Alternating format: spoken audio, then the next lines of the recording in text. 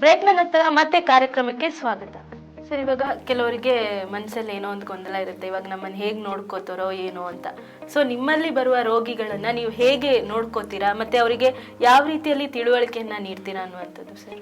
ನಿಜ ಮೇಡಮ್, ಭಾಳಷ್ಟು ರೋಗಿಗಳು ಕಾಯಿಲೆಯಿಂದ ಬಳಲ್ತಿರ್ತಾರೆ, ಬರ್ತಾರೆ ನಮ್ಮಲ್ಲಿ ಬಂದಾಗ. ಇದು ಗುಣ ಆಗುತ್ತಾ ಖಂಡಿತವಾಗಿ ಅಂತ ಯಾರು ಕೇಳಲ್ಲ. ಆಗಲೇ ನಾನು ಹೇಳಿದಾಗೆ ಬೇರೆಯವರು ಗುಣ ಹೊಂದಿರೋರು ಇವ್ರನ್ನ ಕಳಿಸಿರೋದ್ರಿಂದ ಗುಣ ಆಗುತ್ತನ್ನೋ ಭರವಸೆ ಮೇಲೆ ಬಂದಿರ್ತಾರೆ. ಆದರೆ ಅವರ ಭಯ ಆತಂಕವನ್ನು ಯಾವ ರೀತಿ ವ್ಯಕ್ತಪಡಿಸ್ತಾರೆ ಅಂದರೆ ಕಣ್ಣೀರಾಗ್ತಿರ್ತಾರೆ.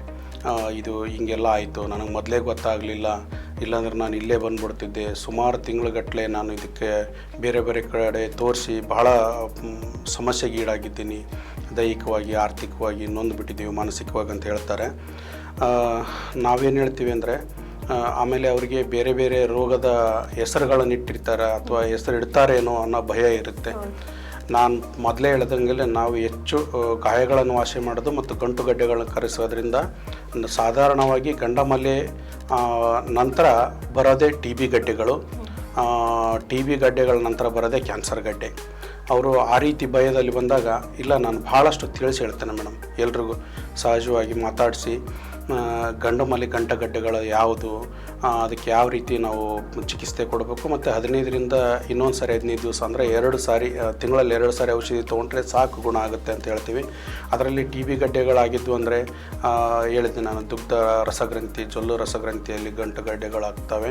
ಆಮೇಲೆ ಟ್ಯೂಬರ್ಕುಲೋಸಿಸ್ಸು, ನಿಂಫ್ಲೋಡ್ ಅಂತ ಏನು ಕರೀತಾರೆ, ಅವೆಲ್ಲ ಆದಾಗ ಅವರೇನಾದರೂ ಮೊದಲೇ ಹೆಸರು ಗೊತ್ತಿತ್ತಂದ್ರೆ ಹೌದು ಟಿ ಬಿ ಗಡ್ಡೆ ಅಂತಾರೆ, ಅದೇನು ದೊಡ್ಡ ಮಾರಣಾಂತಿಕ ರೋಗ ಅಲ್ಲ.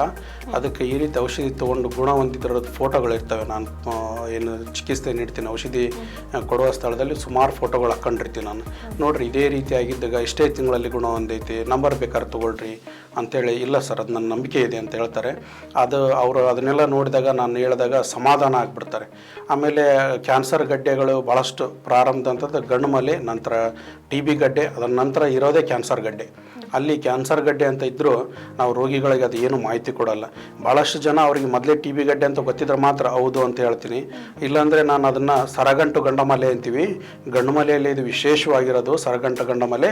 ಇದನ್ನು ಇದನ್ನು ನಾವು ಗಂಡುಮಲೆ ಅನ್ಕೋಬೇಡ್ರಿ. ಇವರು ಏನು ಅನ್ಕೊಳ್ತಾರೆ, ನಮ್ಮ ಥರ ಜನ ಗಂಡಮಲೆ ಅಂದರೆ 15 ದಿವಸದ್ದು 1-2 ಸಾರಿ ತೊಗೊಂಡ್ರೆ ಗುಣ ಆಗಿಬಿಡುತ್ತೆ, ಅದಕ್ಕೆ ಯಾಕೆ 3-4 ತಿಂಗಳ ಚಿಕಿತ್ಸೆ ತೊಗೋಬೇಕು ಅಂತಾರೆ. ಅದಕ್ಕೆ ನಾವು ಅದನ್ನು ವಿಶೇಷವಾಗಿ ಸರಗಂಟು ಗಂಡಮಲೆ ಅಂತ ಕರಿತೀವಿ. ಇದಕ್ಕೆ ನೀವು 2-3 ತಿಂಗಳ 4 ತಿಂಗಳ ಒಳಗೆ ಗುಣಪಡಿಸೋಣ ಚಿಕಿತ್ಸೆ ಅಂತ ಹೇಳ್ತೀವಿ. ಅವ್ರಿಗೆ ಗೊತ್ತಿಲ್ಲ ಅಂದರೆ ಟಿ ಬಿ ಗಡ್ಡೆ ಅಂತಂದಲ್ಲ. ಅದ್ರ ಜೊತೆಗೆ ಅದು ಕ್ಯಾನ್ಸರ್ ಆಗಿದ್ದು, ಪ್ರಾರಂಭದ ಕ್ಯಾನ್ಸರ್ ಇತ್ತು, ಅವ್ರ ಮನೆಯವ್ರಿಗೂ ಅವ್ರಿಗೆ ಗೊತ್ತಿರಲಿಲ್ಲ ಅಂದರೆ ಆ ಪೇಷಂಟ್ಗಂತೂ ಅದನ್ನು ನಾವು ಹೇಳಲ್ಲ, ಗುರುತಿಸ್ತೀವಿ. ಹಿಂದಿರೋರಿಗೆ ಸ್ವಲ್ಪ ಸೂಕ್ಷ್ಮವಾಗಿ ಇದು ಈ ರೀತಿ ಇದೆ, ಮುಂದೆ ಎಲ್ಲಾದರೂ ತೋರಿಸಿ ಪರೀಕ್ಷೆ ಮಾಡಿಸಿ ಇದರದ್ದು ಹೆಸರೇನು ಅಂತ ಸಂಪೂರ್ಣವಾಗಿ ಡೀಟೇಲ್ಸ್ ತೊಗೊಂಡು ನೀವು ಮುಂದುವರಿಯಿರಿ, ಇದು ಯಾಕೋ ನಾರ್ಮಲ್ ಅಂತ ಅನಿಸ್ತಾ ಇಲ್ಲ ನನಗಂತ ಹಿಂದಿರೋರಿಗೆಲ್ಲ ಹೇಳ್ತೀವಿ. ಭಾಳ ಗಾಬರಿಯಲ್ಲಿ ಬಂದಿರ್ತಾರೆ, ಅವರಿಗೆ ಸಂಪೂರ್ಣವಾಗಿ ತಿಳಿಸಿ ಹೇಳಿ ಸಮಾಧಾನದಿಂದ ಚಿಕಿತ್ಸೆ ನೀಡುವ ಕೆಲಸವನ್ನು ನಾನು ತಿಳುವಳಿಕೆ ಬಂದಾಗಲಿದ್ದನು ಚಿಕಿತ್ಸೆ ನೀಡುವಾಗ ಮಾಡ್ತಾ ಬಂದಿದ್ದೀನಿ. ಇವಾಗಲೂ ಬಹಳಷ್ಟು ಜನ ಪೇಷಂಟ್ ರವಿವಾರ ಹೆಚ್ಚಿನ ಪ್ರಮಾಣದಲ್ಲಿ ಪೇಷಂಟ್ ಇರ್ತಾರೆ. ಒಂದು ರೀತಿ ಕ್ಯೂ ಅನ್ಕೋಬೋದು, ಅಷ್ಟು ಪೇಷಂಟ್ ಇರ್ತಾರೆ. ಬೇರೆ ಬೇರೆ ದಿನಗಳಲ್ಲೂ ಬರ್ತಾರೆ. 2 ಕಡೆನೂ ನಾನು ಸಿಗ್ತಿರ್ತೀನಿ. ಪಂಚವಟಿ ಆಯುರ್ವೇದದಲ್ಲೂ ಸಿಗ್ತಿರ್ತೀನಿ. ಮನೆ ಹತ್ರ ಅಶ್ವಿನಿ ಆಯುರ್ವೇದ ಅಂತ ಮಾಡಿದ್ದೀನಿ. ಕುಪ್ಪಿ ಭೀಮ ದೇವಸ್ಥಾನ, ಕಸಬಾ ಲಿಂಗಸೂರು, ಕುಪ್ಪಿ ಭೀಮ ದೇವಸ್ಥಾನ, ತೇರಿನ ಪಕ್ಕದಲ್ಲಿ ಅಲ್ಲಿ ಸಿಗ್ತೀನಿ. ಕೆಲವರಿಗೆಲ್ಲ ಸರ್ಪ ಹುಣ್ಣು ಆಗಿರುತ್ತೆ, ಸೊ ಅದ್ರ ಬಗ್ಗೆ ಹೇಳೋದಾದ್ರೆ ಸರ್? ಸರ್ಪ ಹುಣ್ಣು ಭಾಳಷ್ಟು ಜನರಿಗೆ ಆಗುತ್ತೆ ಮೇಡಮ್. ಸರ್ಪ ಹುಣ್ಣಲ್ಲಿ ಸಣ್ಣ ಪ್ರಮಾಣದ ಒಂದು ಗಾತ್ರದ ನೀರುಗುಳ್ಳೆಗಳೆಲ್ಲ ಬೆಳೀತವೆ, ಮತ್ತು ಅದರಲ್ಲಿ ದೊಡ್ಡ ಪ್ರಮಾಣದ ಗುಳ್ಳೆಗಳೆಲ್ಲ ಬರ್ತವೆ. ಎಷ್ಟು ಒಂದು ಉರಿ ಇರುತ್ತೆ, ಜಾಸ್ತಿ ಪ್ರಮಾಣದಲ್ಲಿ ಉರಿತಿರುತ್ತೆ, ನೋವಿರುತ್ತೆ ವಿಪರೀತ. ಅಲ್ಲಿ ಪಸ್ ಅಂತ ಏನು ಹೇಳ್ತೀವಿ, ಕೀವು ಆಗೋದಿಲ್ಲ ಸರ್ಪುಣ್ಣಲ್ಲಿ. ಅದೇನಾದರೂ ಅವರು ಸರಿಯಾಗಿ ಚಿಕಿತ್ಸೆ ತೊಗೊಂಡಿಲ್ಲ, 15 ದಿವಸಗಟ್ಟಲೆ ಬಿಟ್ಟರು ಅಂದ್ರೆ ಮಾತ್ರ ಸ್ವಲ್ಪ ಕೀವು ಆಗುತ್ತೆ. ಪ್ರಾರಂಭದಲ್ಲಿ ಕೀವು ಆಗೋದಿಲ್ಲ, ಉರಿ ಇರುತ್ತೆ. ನಮ್ಮಲ್ಲಿ ಒಂದು 7 ದಿನದ ಔಷಧಿ ಕೊಡ್ತೀವಿ ಮೇಡಮ್. ಸರ್ಪಹುಣ್ಣಿಗೆ ಮಾತ್ರೆಗಳನ್ನು ಕೊಡ್ತೀವಿ. 1-2-3 ಥರದ ಮಾತ್ರೆ ತೊಗೊಂಡು ಹೊರಗಡೆ ಹಚ್ಚಲಿಕ್ಕೆ ಒಂದು ಆಯಿಲ್ ಕೊಡ್ತೀವಿ. ಅದನ್ನು ಹಚ್ಚಿದರೆ ಸಂಪೂರ್ಣವಾಗಿ ಒಂದು 7 ದಿನದಲ್ಲಿ ಗುಣ ಆಗುತ್ತೆ. ಅದು ಪ್ರಾರಂಭದಲ್ಲಿ ಏನಾದರೂ ಬರೀ ಹೊರಗಿನಿಂದ ಚಿಕಿತ್ಸೆ ಮಾಡ್ಕೊಂಡು ಕುಂತ್ರಂದರೆ ಭಾಳ ಡೀಪಾಗಿ ಹೋಗಿರುತ್ತದು ಚರ್ಮ ಮಾಂಸಖಂಡ ದಾಟಿ ಅದಕ್ಕೂ ಹೆಚ್ಚು ಒಳಗಡೆ ಹೋಗಿ ಗಾಯ ಮಾಡುವಂಥ ಇದಿರುತ್ತೆ, ಸರ್ಪಹುಣ್ಣಲ್ಲಿ ಇರುತ್ತೆ. ಹಾಗಾಗಿ ಪ್ರಾರಂಭದ ಹಂತದಲ್ಲೇ ಸಂಪರ್ಕ ಮಾಡಿದಾಗ ಹೊಟ್ಟೆಗೆ ತೊಗೊಳ್ಳೋಕ್ಕೆ ಮಾತ್ರೆ ಏನೋ ತೊಗೊಂಡು ಹೊರಗಡೆ ಹಚ್ಚಲಿಕ್ಕೆ ಔಷಧಿ ಹಚ್ಚಿದಾಗ ಸಂಪೂರ್ಣವಾಗಿ ಅದನ್ನು 7 ದಿನದಲ್ಲೇ ಗುಣಪಡಿಸುವ ಪ್ರಯತ್ನ ನಾವು ಮಾಡ್ತೀವಿ. ಸರ್, ಇವಾಗ ಒಂದ್ಸಲ ಆದ್ರೂ ಈ ತರ ಆಗುತ್ತೆ, ಬಟ್ ಕೆಲವರಿಗೆಲ್ಲ ಪದೇ ಪದೇ ಸರ್ಪ ಸುತ್ತು ಬರ್ತಾನೆ ಇರುತ್ತೆ. ಸೊ ಆ ರೀತಿಯಾದಾಗ ಏನ್ ಮಾಡಬಹುದು, ಮತ್ತೆ ಅದರದ್ದು ಗಾಯವನ್ನ ಹೇಗೆ ವಾಸಿ ಮಾಡಬಹುದು ಅನ್ನೋಂಥದ್ದು? ಪ್ರಾರಂಭದಲ್ಲೇ ಆದಾಗ ಸರ್ಪಹುಣ್ಣಿನ ಗಾಯ ವಾಸಿ ಮಾಡಿರ್ತಲ್ಲ ಮೇಡಮ್, ಮತ್ತೆ ಮತ್ತೆ ಬರೋದಕ್ಕೆ ಬೇಕಾದ್ರೆ ಹೇಳ್ತೀವಿ. ಅದೇ ಔಷಧಿನೇ ಮುಂದುವರಿಸಬೇಕಾಗತ್ತೆ. ಮತ್ತೆ ಆದಾಗ ಅವ್ರಿಗೆ ಮತ್ತೆ ಬರಲಿಕ್ಕೆ ಕಾರಣ ಏನು ಅಂದರೆ ರಕ್ತದಲ್ಲಿ ದೋಷ ಇರುತ್ತೆ ಮೇಡಮ್ ಅವ್ರಿಗೆ. ಸೊ ಬೇರೆ ಕಾಯಿಲೆಗಳು, ನಾನು ಆಗಲೇ ಟಿ ಬಿ ಗಂಟುಗಡ್ಡೆಗಳಲ್ಲಿ ಹೇಳ್ತಾ ಇದ್ದೆ. ಟಿ ಬಿ ಗಂಟುಗಡ್ಡೆಗಳು ಗಂಟುಗಡ್ಡೆಗಳು ಹೇಳಿದೆ, ಪೇನ್ಲೆಸ್ ಅದೆಲ್ಲ ಬರುತ್ತೆ, ಟ್ಯೂಮರ್ ಅದೆಲ್ಲ ಬೆಳ್ಕೊಂಡಿರುತ್ತೆ ಕುತ್ತಿಗೆ ಭಾಗದಲ್ಲಿ. ಅಲ್ಲಿ 3 ತಿಂಗಳ 4 ತಿಂಗಳ ಔಷಧಿ ತಗೊಳ್ಳೋಂಥ ಒಂದು ಸಂದರ್ಭ ಇರುತ್ತೆ.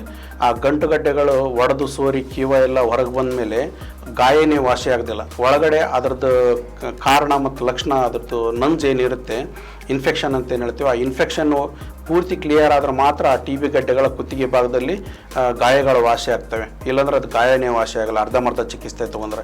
ಈಗಲೂ ಟಿ ಬಿ ರೋಗಕ್ಕೆ ಅಥವಾ ಟಿ ಬಿ ಗಡ್ಡೆಗಳಿಗೆ ಆಸ್ಪತ್ರೆಯಲ್ಲಿ ಸುಮಾರು 12 ತಿಂಗಳು ಚಿಕಿತ್ಸೆ ತಗೊಳ್ಬೇಕು, ಮಾತ್ರೆಗಳನ್ನು ಮಧ್ಯದಲ್ಲಿ ಬಿಡಬಾರ್ದು ಅಂತ ಯಾಕೆ ಹೇಳ್ತಾರೆ ಡಾಕ್ಟರ್ಗಳು ಅಂತಂದು ಹೇಳಿದ್ರೆ, ಅದು ನಂಜು ಹಂಗೆ ಉಳ್ಕೊಂಡ್ಬಿಡುತ್ತೆ. ಅಂದರೆ ಬೇರೆ ರೋಗಗಳಿಗೆ ಕಾರಣ ಆಗುತ್ತೆ.